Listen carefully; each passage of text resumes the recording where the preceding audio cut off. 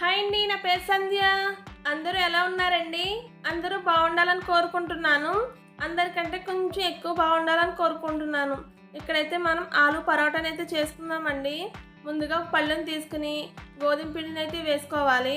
వాటిలో తగినంత సాల్ట్ని వేసుకోవాలి. ఒక హాఫ్ స్పూన్ వామును అయితే వేసుకుని బాగా కలుపుకోవాలి. ఒక 2 స్పూన్లు ఆయిల్ కూడా వేసుకుని పిండికి పట్టేటట్టుగా బాగా కలుపుకోవాలి. ఈ విధంగా కలుపుకున్న తర్వాత కొద్దిగా వాటర్ని వేసుకుంటూ చపాతీ పిండిని అయితే కలుపుకోవాలండి. మరీ గట్టిగాను మరీ స్మూత్గాను ఉండేటట్టుగా కాకుండా మీడియంగా ఉండేటట్టుగా కలుపుకోవాలి. ఎందుకంటే మనం స్టఫ్ చేసుకుంటాం కాబట్టి ఆలుని బయటకు రాకుండా కొంచెం మీడియంగా ఉండేటట్టుగా కలుపుకుని ఈ విధంగా బాగా నీట్ చేసుకోవాలండి. ఎందుకంటే స్మూత్గా అవుతుంది, అలాగే మనకు స్ప్రెడ్ అవ్వాలి కాబట్టి ఈ విధంగా చేయడం వల్ల మద్దన చేయడం వల్ల మనకి పిండి అన్నది బాగా సాగుతుందండి. మనం ఆలు పరోటా చేసినప్పుడు పూర్తిగా కలుపుకున్న తర్వాత ఒక 5 నిమిషాలు మూత పెట్టి ఒక అరగంట లేదా గంట సేపు పక్కన పెట్టుకోవాలి. గ్యాస్ మీద కుక్కర్ పెట్టుకుని కట్ చేసిన బంగాళదుంపలను వేసుకుని ఒక గ్లాస్ వాటర్ని వేసుకుని మూత పెట్టి 3 లేదా 4 విజిల్స్ వచ్చే వరకు ఉడికించుకోవాలి. బంగాళదుంపలు బాగా మెత్తగా ఉడకాలండి. ఇప్పుడు పూర్తిగా చల్లారిన బంగాళదుంపలని పీల్ చేసుకోవాలి. తొక్కలు మొత్తం తీసేసుకుని ఒక బౌల్లో అయితే వేసుకోవాలి. అన్నిటినీ ఇదే విధంగా తీసుకున్న తర్వాత మనం బంగాళదుంపల్ని పూర్తిగా స్మాష్ చేసుకోవాలండి. పప్పు గుత్తుతో కానీ లేదా మీ దగ్గర ఉన్న స్మాషర్తో కానీ చాలా మెత్తగా అయితే స్మాష్ చేసుకోవాలి. చూస్తున్నారు కదా, నేనైతే దీంతో ఈ విధంగా స్మాష్ చేసుకుంటున్నానండి. మొత్తం బంగాళదుంపలు ఎక్కడా కూడా పలుకు లేకుండా మెత్తగా అయితే చేసుకోవాలి. ఎందుకంటే మనం స్టఫ్ చేసినప్పుడు బయటకు రాకుండా ఉండాలి కాబట్టి ఈ విధంగా స్మాష్ చేసుకుని పక్కనైతే పెట్టుకోవాలండి. తర్వాత గ్యాస్ మీద బాండీ పెట్టి ఆయిల్ వేసుకుని హీట్ చేసుకోవాలి. హీట్ అయిన ఆయిల్లో 1 స్పూన్ జీలకర్ర అయితే వేసుకోవాలి. జీలకర్ర ఫ్రై అవుతూ ఉండగా కట్ చేసిన పచ్చిమిర్చి కరివేపాకును వేసుకోవాలి. అలాగే కట్ చేసిన ఆనియన్స్ కూడా వేసుకుని హై ఫ్లేమ్లో పెట్టుకుని ఫ్రై చేసుకోవాలి. మీడియం ఫ్లేమ్లో పెడితే వాటర్ బయటకు వస్తాయండి, అందుకని చెప్పి హై ఫ్లేమ్లోనే ఈ విధంగా ఫ్రై చేసుకోవాలి. ఇలా ఫ్రై అవుతూ ఉండగా 1 స్పూన్ అల్లం వెల్లిపాయ పేస్ట్ని కూడా వేసుకుని పచ్చి వాసన పోయే వరకు ఫ్రై చేసుకోవాలి. ఈ విధంగా ఫ్రై చేసుకున్న తర్వాత ముందుగా కట్ చేసి పెట్టుకున్న మెంతికూరను కూడా వేసుకుని ఫ్రై చేసుకోవాలి. ఎక్కువగా ఉంటే కూడా వేసుకోవచ్చు అండి మెంతికూర, అప్పుడు ఆలు మేతి పరోటా అవుతుందండి.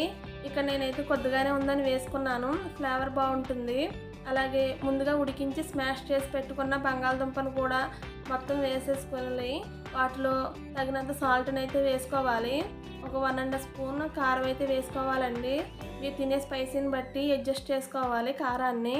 ఈ విధంగా వేసుకున్న తర్వాత 1 స్పూన్ ధనియాలు జీలకర్ర పౌడర్ని అయితే వేసుకోవాలండి. తర్వాత ఆమ్చూర్ పౌడర్ని వేసుకోవాలి. ఇక్కడ చాట్ మసాలాను కూడా వేసుకోవాలండి. అలాగే ఒక చెక్క నిమ్మరసాన్ని కూడా వేసుకోవాలి. ఎందుకంటే నా దగ్గర ఆమ్చూర్ పౌడర్ కొద్దిగానే ఉంది, అందుకని చెప్పి నిమ్మరసాన్ని కూడా వేసుకుని కొత్తిమీరను వేసి బాగా కలుపుకోవాలి. బంగాళదుంపకి మసాలాలన్నీ కూడా పెట్టేటట్టుగా బాగా కలుపుకోవాలండి. ఈ విధంగా కలుపుకున్న తర్వాత బంగాళదుంప మిక్స్ లూజ్గా ఉంది, వాటర్గా ఉంది అంటే కనుక పుట్నాల పప్పు అండి, వేపుడు శనగపప్పుని మిక్సీ పట్టుకుని 1 స్పూన్ అంటే 1 స్పూనే వేసుకోవాలి.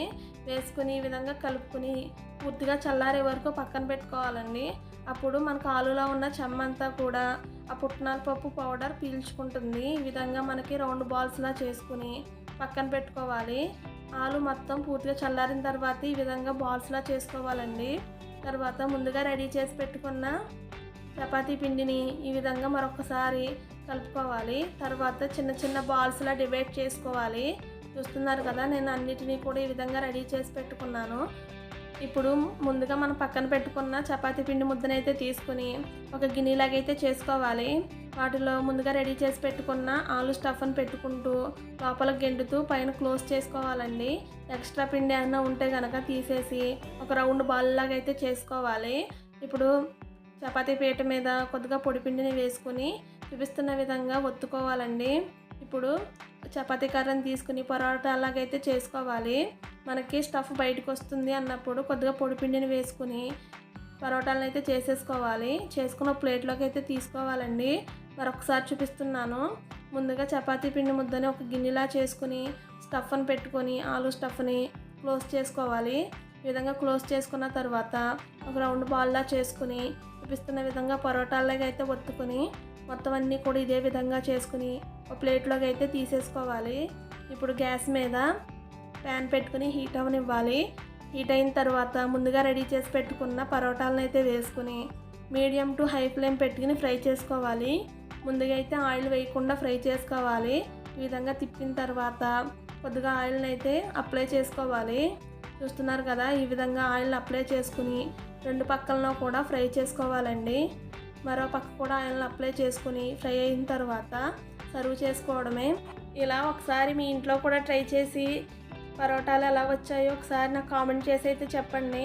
మా ఇంట్లో అయితే అందరూ ఇష్టపడుతున్నారు, చాలా బాగా అయితే వచ్చాయండి. ఇప్పుడు కచంబరితో కానీ లేదా టమాటా కచప్తో కానీ సర్వ్ చేసుకుంటే టేస్టీ ఆలు పరోటా రెడీ. మీకు కనుక ఈ వీడియో నచ్చితే please comment, like, share, subscribe. ఇక్కడ నేను పిల్లలకైతే డైమండ్ పిజ్జా షేప్లో కట్ చేసి ఇస్తున్నానండి. పిల్లలకి వెరైటీగా ఉండాలి కదా, అందుకని.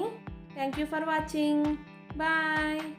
ఒక లైక్ అయితే చేసేయండి, మర్చిపోవద్దు ప్లీజ్. Bye bye.